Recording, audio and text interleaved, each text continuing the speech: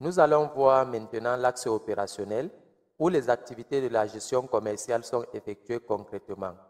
Le premier groupe d'opérations est la gestion des achats et des fournisseurs. Dans cette composante, nous pourrons avoir plus ou moins les activités suivantes. Appel d'offres ou demande de prix. Cette étape permet de solliciter plusieurs fournisseurs pour obtenir les devis et comparer les offres disponibles sur le marché. Elle garantit une transparence dans les coûts et aide à identifier les options les plus avantageuses. Ensuite, la sélection des fournisseurs. Le choix des fournisseurs se fait selon des critères de qualité, de prix, de fiabilité et de délai.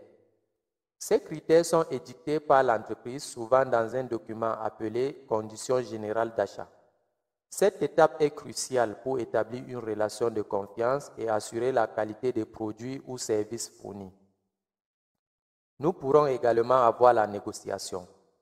La négociation permet d'ajuster les conditions d'achat, telles que les prix et le délai de livraison, afin d'obtenir des avantages compétitifs. La négociation joue un rôle clé dans la réduction des coûts et l'optimisation des termes contractuels. D'ailleurs, la négociation n'est pas quelque chose à négliger, car Michael Porter, l'auteur de la chaîne de valeur, a qualifié le pouvoir de négociation des clients ou des fournisseurs comme une menace pour l'entreprise. Ensuite vient la passation de la commande au fournisseur. Une fois les conditions négociées et définies, la commande est passée pour formaliser l'accord. Cela marque le début de la collaboration concrète avec le fournisseur et l'engagement des deux parties à respecter les termes convenus. Et enfin, nous pouvons avoir la réception et le contrôle qualité. Elle consiste à vérifier que les produits commandés sont bien livrés en quantité et en qualité conformes à la commande. Le contrôle qualité permet de s'assurer que ces produits répondent aux standards de l'entreprise avant d'être mis en vente. Ces étapes sont cruciales pour garantir la satisfaction des clients et éviter le retour des marchandises. Le deuxième groupe d'opérations ou composantes est la gestion des ventes et des clients.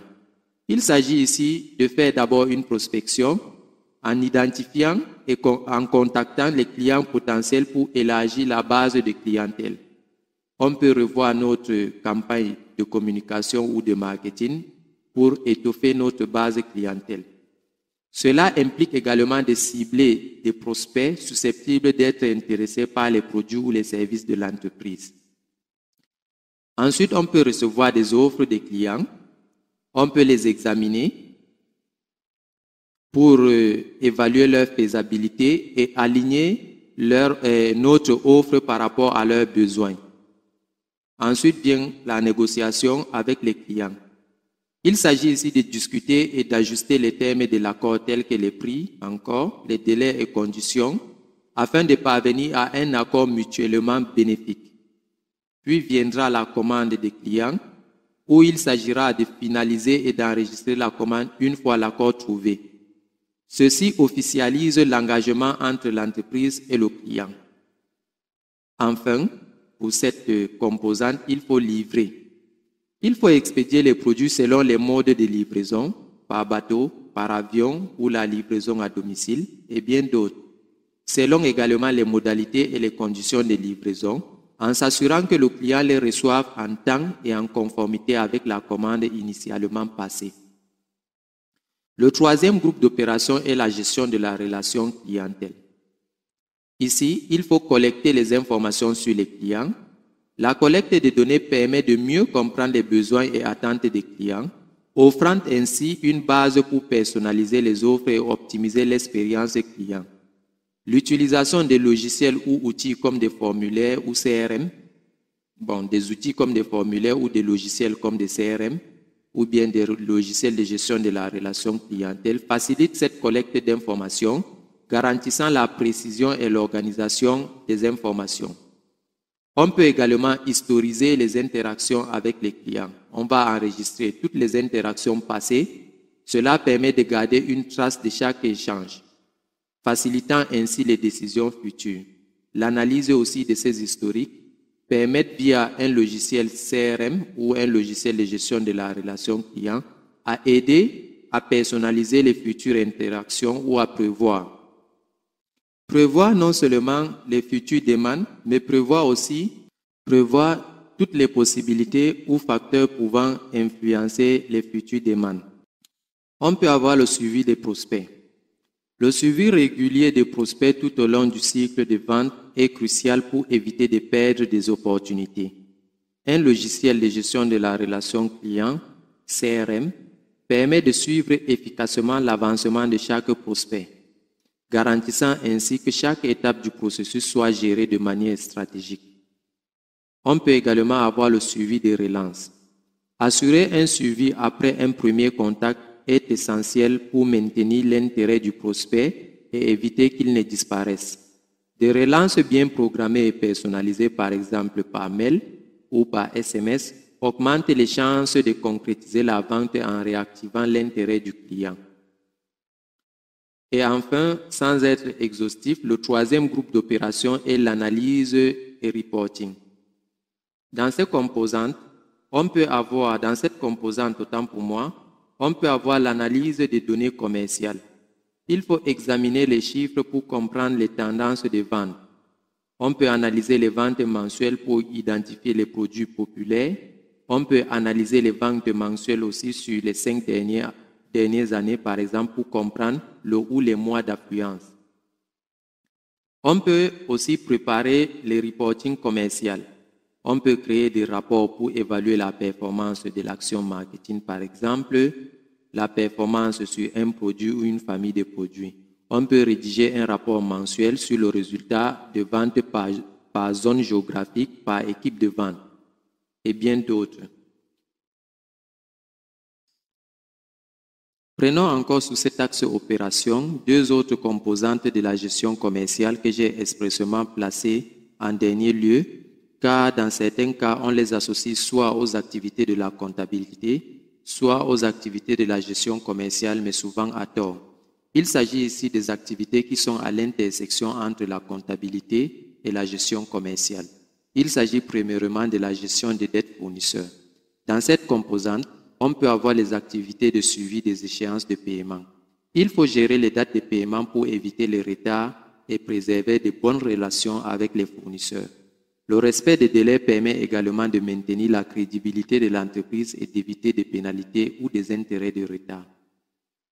On peut également, dans le cadre de cette composante, gérer la centralisation et la vérification des factures. Il faut rassembler et vérifier toutes les factures reçues avant de faire le paiement pour éviter les erreurs ou les doublons. Cette étape est essentielle pour contrôler les coûts et s'assurer que les paiements correspondent bien aux services ou produits qu'on a réellement reçus. Enfin, il faut gérer les remises et escomptes fournisseurs. L'entreprise peut profiter des remises ou escomptes accordés par les fournisseurs pour les paiements anticipés lorsque la trésorerie de l'entreprise le permet. Cela réduit les coûts d'approvisionnement et améliore la rentabilité tout en renforçant la relation avec les fournisseurs en honorant les paiements plus tôt. On peut également effectuer l'analyse des dettes fournisseurs en examinant régulièrement les dettes pour évaluer leur impact sur la trésorerie et la santé financière de l'entreprise. Une analyse périodique permet de détecter des tendances de dépenses et de prendre des mesures correctives si nécessaire, cela afin d'optimiser les finances de l'entreprise. L'autre composante dans cette catégorie est la gestion des créances clients. Il faut faire une évaluation de la solvabilité des clients. Avant de conclure une vente à crédit, il est important d'évaluer la capacité de paiement du client. Cette évaluation aide à éviter les risques d'impayés en basant les conditions de crédit sur la solidité financière du client. L'entreprise peut définir une politique de cours de risque qui permet d'associer une étiquette à chaque client en fonction de la capacité financière du client ainsi que de ses historiques de paiement, notamment les dates auxquelles il effectue ses paiements. Un client qui paye toujours hors échéance pourra avoir un cours de risque élevé, contrairement à celui qui paye par anticipation ou dans les délais. On peut également avoir la définition des conditions de crédit. Fixer les modalités de paiement telles que les délais et le taux d'intérêt en cas de retard permet de structurer les créances et de s'assurer que le client connaît ses obligations. Des conditions bien définies favorisent un encaissement dans le temps. On peut également assurer le suivi des paiements et des relances.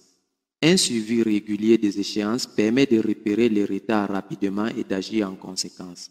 Les relances via email ou téléphone aident à rappeler aux clients ses obligations et à obtenir le règlement dans les plus brefs délais. Dans cette composante, on peut enfin avoir la gestion des créances douteuses. En cas de non-paiement prolongé, il est crucial de classifier certaines créances comme douteuses. Cette activité permet de mieux gérer les risques de perte et de prendre des actions spécifiques comme le recours à des agences de recouvrement. Je veux m'arrêter à ce niveau pour ce qui est des composantes. Notez bien qu'on peut avoir plusieurs autres composantes que je n'ai pas citées pour ne pas alourdir le cours. Notez également qu'à chaque activité ou composante, processus ou tâche réalisée dans le cadre de la gestion commerciale, l'on peut fixer des contraintes pour garantir la valeur ajoutée. On peut fixer une contrainte sur la sélection des fournisseurs, sur la base de la qualité ou du délai de livraison. De même, on peut aussi imposer un contrôle qualité avant la réception des marchandises. Toutes ces contraintes peuvent servir de base à la rédaction des conditions générales d'achat pour ce qui est de la relation avec les fournisseurs, des conditions générales de vente pour ce qui est de la relation avec les clients, ou même la rédaction des procédures commerciales de l'entreprise, ceci pour assurer l'efficacité et l'efficience des activités commerciales en interne. Certaines composantes peuvent s'avérer plus cruciales que d'autres dans certaines entreprises. Identifier ces composantes clés sont déterminants pour l'optimisation des activités. Et comme je ne cesse de le rappeler, optimiser les activités contribue à créer une valeur maximale autant pour l'entreprise que pour le client. Ayez toujours cela à l'esprit. Une fois les composantes clés identifiées, le choix d'un logiciel de gestion commerciale devient aussi évident. Vous pouvez ainsi choisir le logiciel ou l'outil qui saura intégrer toutes ces composantes clés et ainsi soutenir efficacement vos opérations commerciales. Il faut noter que certains logiciels offrent des approches modulaires ou par module pour gérer efficacement chaque composante. Odoo, par exemple, qui est un ERP, a un module rien que pour les achats, un autre pour les ventes, un autre pour la gestion de la relation clientèle et cela est parfaitement intégré. Nous sommes arrivés au terme de cette présentation.